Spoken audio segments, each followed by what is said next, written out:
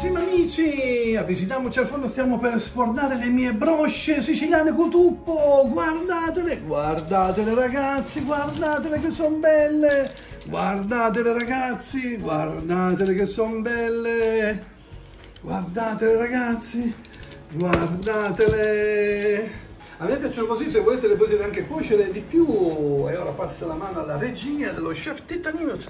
Guardatele ragazzi che sono belle, guardate. Abbiamo 3 brioche, 3 più 3 e in mezzo abbiamo dei panini con i semini, insomma. Guardatele ragazzi.